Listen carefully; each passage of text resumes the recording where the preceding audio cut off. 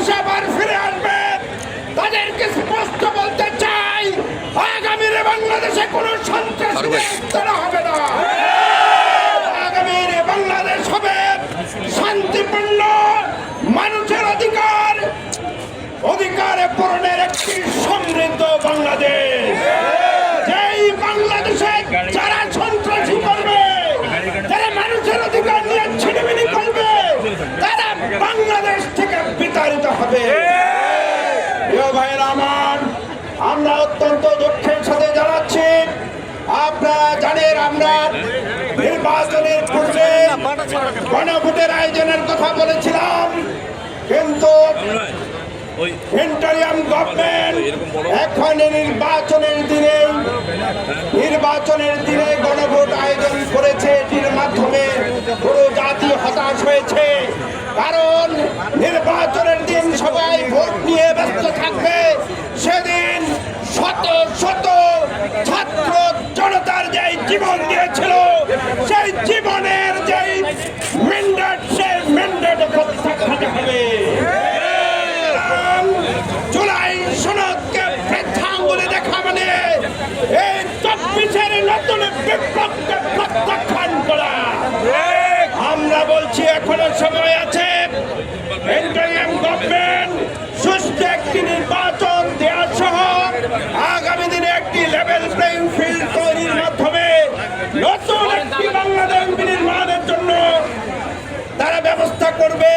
সন্ত্রাস, চাঁদাবাজি, হানাহানি বাদ দিয়ে সবাই মিলেমিশে আমরা নতুন বাংলাদেশ গড়ে তুলব, এই প্রত্যয় ব্যক্ত করে অংশগ্রহণ নির্বাচনের মাধ্যমে, সুষ্ঠু নির্বাচনের মাধ্যমে বাংলাদেশকে এগিয়ে নেওয়ার জন্য আমাদের প্রধান উপদেষ্টা, আমাদের অন্তর্বর্তীকালীন সরকার সুন্দর আয়োজনের ব্যবস্থা করবে। পাশাপাশি আমরা এটা আশা করব, নির্বাচনের অংশগ্রহণ যারা করবেন তারা সকলেই দেশের শান্তির শৃঙ্খলা রক্ষার জন্য নিজ নিজ দায়িত্বে ভূমিকা পালন করবেন। নির্বাচন এখনো প্রায় 3 মাসের মতো বাকি আছে। এখনই সন্ত্রাস,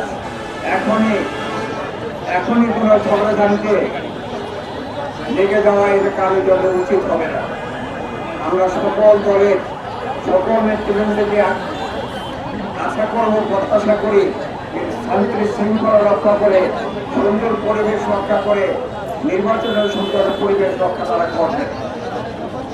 আমরা সকল রাজনৈতিক দলের কাছে শান্তিপূর্ণ নির্বাচনের প্রত্যাশা করে শান্তিপূর্ণ পরিবেশ বজায় রাখার আহ্বান জানিয়ে আগামী নির্বাচনে আমাদের সরকারের আসল শৃঙ্খলা রক্ষার জন্য করে আমরা নতুন কোন আশার আলো, আশার কথা দেশের মানুষকে শোনাতে চাচ্ছি। সম্মানিত গান্ধীবাসী, আসলে আমরা আসন্ন জাতীয় নির্বাচনে জাতির জন্য, জনগণের জন্য, দেশের জন্য, দেশের মানুষের জন্য কল্যাণকর হয় এমন কোন মানুষকে আমরা নির্বাচন করার চেষ্টা করবো ইনশাআল্লাহ।